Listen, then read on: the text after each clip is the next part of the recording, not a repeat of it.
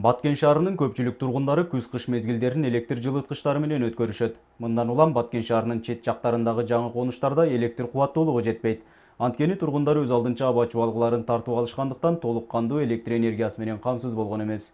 Бир гана чет булак эмес, ар бир айылдагы жаңы конуштарды жаңы линиялар менен, жаңы 10 киловатт аба чубалгысы 0,4 трансформатор менен камсыздоо боюнча план түзүлүп, ошол план боюнча иш жүргүзөбүз да.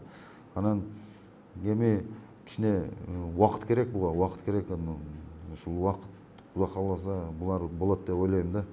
2015, 2016, 2017 жылдарга чейин Кудай кааласа болот. Энергетика министрлиги быйылкы кышта свет маал-маалы менен өчүрүлбөй тургандыгын айтышууда. Ал эми авариялык өчүрүүлөр мыйзамсыз уланган сапатсыз зымдардын айынан болуп турушу мүмкүн экенин эскертишет.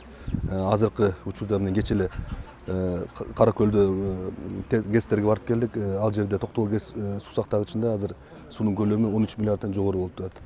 Бул жакшы көрүнүш, эмне дегенде былтырга караганда 1 миллиардтан ашык суунун деңгээли көбүрөөк. Чектөөлөр быйыл болбойт. Эмне дегенде биз толук иш аракет жасадык, чектөөгө биз такыр жол бербейбиз. Өздөрүн эптеп жасаган линиялар тартылып атпайбы? Азыр эми эл ошондон свет алып турат. Ошондой линияларыбыз бар, трансформаторлорубуз бар, биздин баланста эмес трансформаторлор. Эми ону карашыбыз керек да.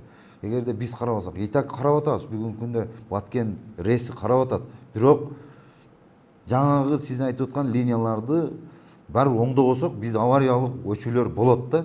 Баткен мэриясы кышкысын электр энергиясын жана жылуулук берүүдө маселе жаралбайт деп ишендирүүдө.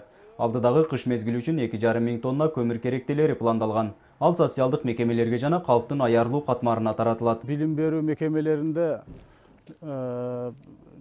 2015-2016 жыл үчүн 141 тонна көмүр керектелсе, бүгүнкү күндө 51 тоннасы ташылып келинди. Ташылып келинип, анан калган көмүрдүн калган запастары ошол келишим түзүлгөн тарапта ответ храненияда турат. Бүгүнкү күндө Баткен шаарында көмүр сатуучу пункттардын 3-өө иштеп жатат.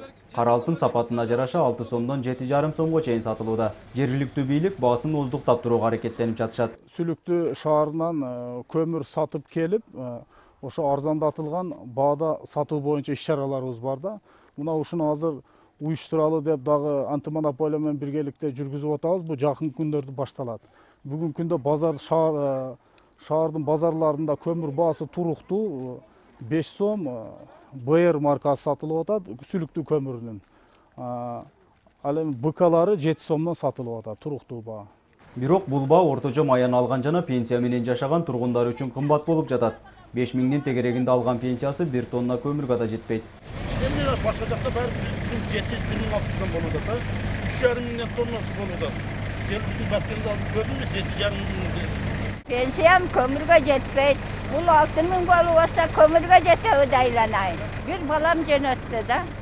Кичине балам чок. Шолап кыйналган бойдон шоякка кетти. Анан 5-6 сом пул тапкан экен, көмүр алың апа деп берди да.